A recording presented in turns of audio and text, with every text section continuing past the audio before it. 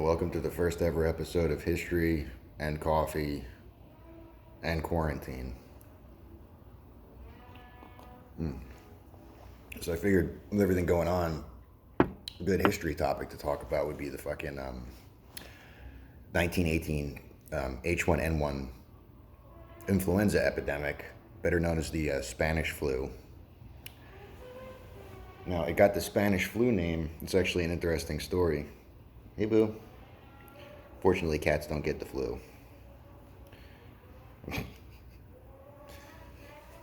This happened right at the end of World War One, and after all the misery and suffering, everything that could possibly be bad in the world that was happening at the time was completely censored by the media in every country, the UK, America, everywhere. The one place that wasn't doing that was Spain. So when this flu hit, and it hit hard, Spain was the only country that was actually accurately reporting the facts and the heavy death tolls from it. So it became known as the Spanish flu. Spain being a neutral country, they didn't give a shit about censorship after the war. So this started in 1918. And it's interesting how it started too, because now you have all these soldiers coming back from Europe. Their immune systems are shot. A lot of them are suffering from malnutrition. And they were crowded together in these camps over in Europe. And then, when they returned home to the States, and they started coming down with this flu.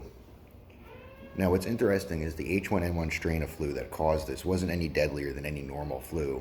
But because of the close conditions and because of the just complete, utter destruction that World War I had on these individual soldiers, just mentally and physically, it began killing people in great numbers.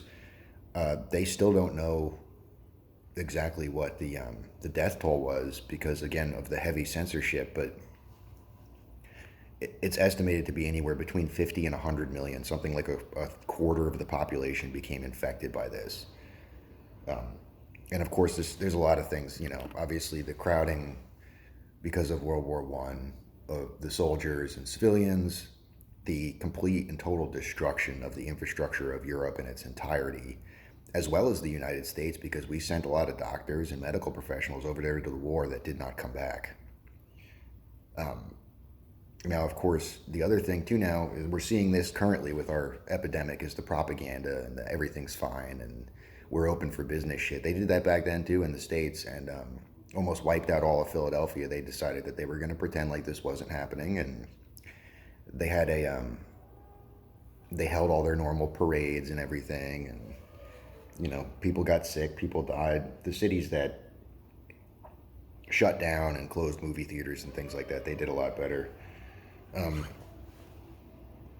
But yeah, it killed a great deal of the world, and it was because of the condition of the world at the time that it was able to take hold and do this, because of the ravages of war, because of the lack of technology, the lack of sanitation, the way people lived their lives back then.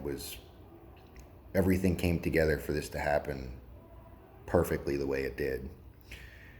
And we never actually beat this disease. They had no idea about a vaccine or things like that. In fact, people were dying of aspirin poisoning because the only thing that doctors could think of was to prescribe aspirin to try to alleviate the symptoms. And it was actually killing people. They were taking it at such great doses. It's interesting that that's coming up now with this malaria. I think it's quinine stuff. I mean, it's pretty obvious that that's not going to do any good. In fact, it'll probably make you sick to your stomach, but people want hope, so they'll believe it. The other unique thing about this disease would it seem to disproportionately affect young, healthy people, whereas most flu strains will go after the old or the young or people who are immunocompromised. For some reason, this was set up that when it infected a healthy immune system, it went fucking nuts and would just kill you.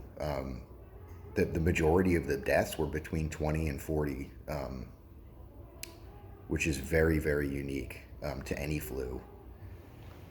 So, and the other interesting thing about this too is now, like I said earlier, they never beat this. It never went away.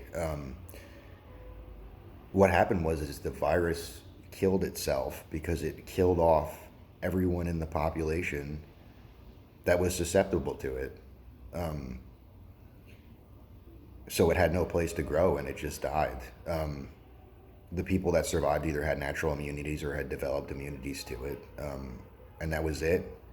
And that's why we'll never see that again.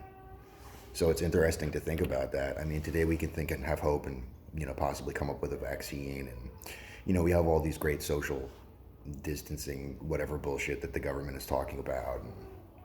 And, they're half-ass closing things and leaving other things open. And so I don't know. When you read about, and I strongly suggest you read about the government response to the Spanish flu, because you're going to be like, oh, look, they did this before. And they should know better. That's as far as I'm going to get into politics, but so stay inside, stay safe, wash your fucking hands. For fuck's sake, wash your hands. We're fortunate in that this strain is nowhere near as deadly as that one was, and the world is not suffering from the same conditions as it was to allow that to spread the way it did and kill the way it did. So this is definitely not as bad as that was, but I do think it's going to get a little worse before it gets better. So everybody stay safe, and thanks for watching.